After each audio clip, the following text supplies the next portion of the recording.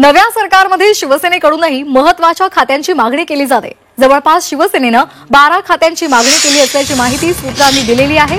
दिल्लीतल्या कालच्या बैठकीनंतर आजच्या मुंबईतल्या बैठकीमध्ये या खाते वाटपासंदर्भात चर्चा होणार असल्याचं कळतंय। आणि इतकंच नाही तर शिवसेनेनं मागितलेली खाती आणि त्याचबरोबर गृह खातं द्यायला भाजपनं नकार दिल्याची ही माहिती सूत्रांकडून मिळते। दरम्यान शिवसेनेकडून कोणत्या खात्यांची मागणी करण्यात आली आहे पाहूयात ग्राफिकच्या माध्यमातून।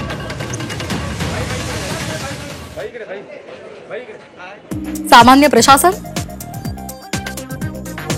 गृह खातं, नगर विकास खातं, सार्वजनिक बांधकाम खातं, शालेय शिक्षण खातं, सार्वजनिक आरोग्य खातं,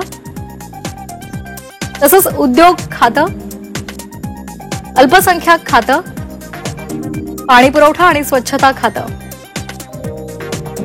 उत्पादन शुल्क खातं, मदत आणि पुनर्वसन खातं आणि त्याचबरोबर जलसंधारण खातं या खात्यांची मागणी शिवसेनेनं केलेली आहे। आणि त्यामुळे आता त्यांना कोणती खाती मिळतात हे पाहणं महत्त्वाचं ठरणार आहे। दरम्यान गृह खात्याला भाजपनं नकार दिल्याची माहिती सुद्धा मिळते।